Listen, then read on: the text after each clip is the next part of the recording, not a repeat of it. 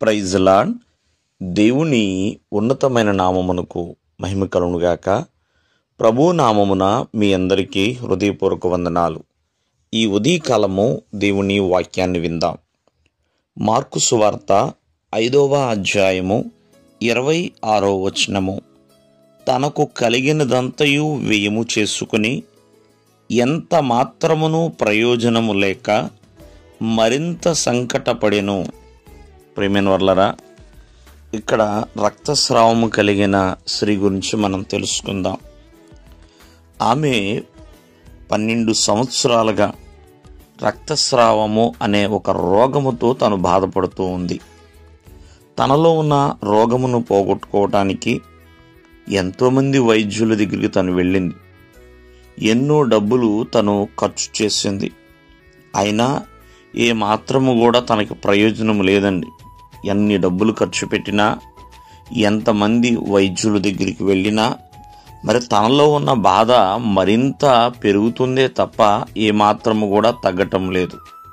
కానీ యేసుక్రీస్తు వారి గురించి తను విన్నదండి.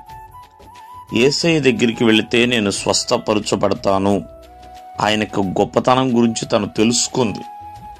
అందుకనే తనలో ఉన్న రోగము బట్టి తనేమనుకుంటుందంటే, ఆయన వస్త్రము ముట్టినా నేను బాగుపడతానంటే మరి ప్రభు యొక్క మహిమ గురించి, ప్రభు యొక్క గొప్పతనం గురించి, ప్రభువు చేసిన కార్యములను గూర్చి రక్తస్రావము కలిగిన స్త్రీ ఎంతో క్షుణ్ణముగా తెలుసుకుంది. కాబట్టే వస్త్రము ముట్టినా నేను బాగుపడతాను.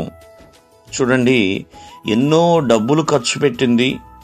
ఎంతోమంది దగ్గరికి 12 సంవత్సరాలుగా తాను అనేకమైన వైద్యులతో నానా తిప్పల పడిందని. అయినా వారి పట్ల లేని నమ్మకము ప్రభువారి యందు నమ్మకము వచ్చింది. అందుకనే ప్రభువారు కూడా అంటాడు, కుమారి, నీ విశ్వాసమే నిన్ను స్వస్థపరిచింది.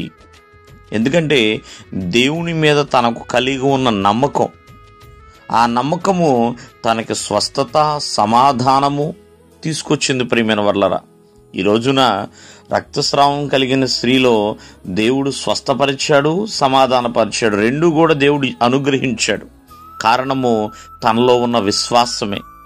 యేసుక్రీస్తు వారి గురించి ఎప్పుడైతే తను విన్నాదో విశ్వసించింది. ఆ వినుట తనని విశ్వాసములోనికి నడిపించి, ఆ విశ్వాసమే తనకి స్వస్థత, సమాధానము తీసుకొచ్చేలా చేసింది. 12 సంవత్సరాలు ఎంతోమంది రోగులు, ఎంతోమంది డాక్టర్ల దగ్గరికి వెళ్ళింది తన యొక్క రోగాన్ని పోగొట్టుకోవడానికి. అయినా తనకి ఏ మాత్రము కూడా ప్రయోజనం లేదు. ఎప్పుడైతే ప్రభువారి యొద్దకు వచ్చిందో మరి తనకి ప్రయోజనకరముగా మారిపోయింది ఆ దినము. ప్రియమైన వర్లరా, ప్రభు యొక్క వస్త్రాన్ని ముట్టుకుంది. ప్రభువులో ఉన్న ప్రభావం ఆమెలోనికి వెళ్ళి ఆమెను స్వస్థపరిచింది. ప్రభువుతో ఒక సమాధానము కలిగింది.